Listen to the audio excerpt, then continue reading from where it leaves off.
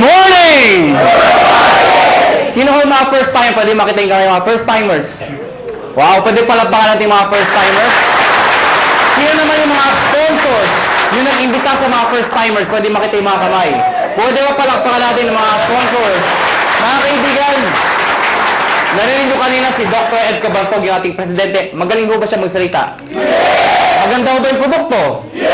Yes, di ba? Mga kaibigan, ang topic ko, paano naman yung marketing plan? Pag sinabi yung marketing plan, paano ko kikita ng pera? Yan ang mas exciting part. Bakit po? Siyempre, pag sinabi yung pera, masarap po ba kumita? At kung kikita ka, anong gusto mo? Malaki o maliit? Malaki. Mga kaibigan, bago ko ituloy, magpapakilala muna ako para may idea ko kayo, sino ko, anong background ko, paano na-involve sa ganito negosyo, paano nag-upisa ito negosyo to. Mga kaibigan, ako po ay taga-Pangasinan. Sino dito pag taga-Pangasinan?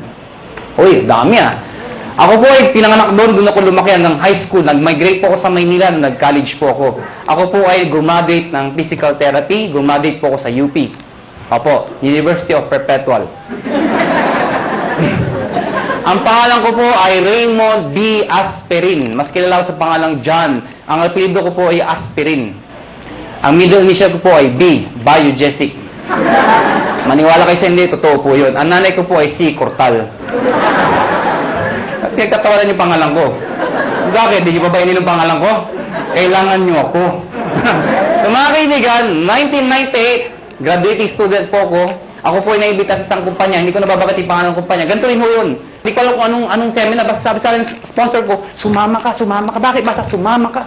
Eh, ako naman, sama na sabi. Sama. Umaten ako ng seminar, gantong-ganto ho. Marami ho tao, punong-puno. Kaya lang, kakaiba ho yung culture. Bakit po mga kaibigan? Parang kanina. Di ba yung mga members o yung mga nag-imbita sa inyo, kakaiba, di ba? Di ba?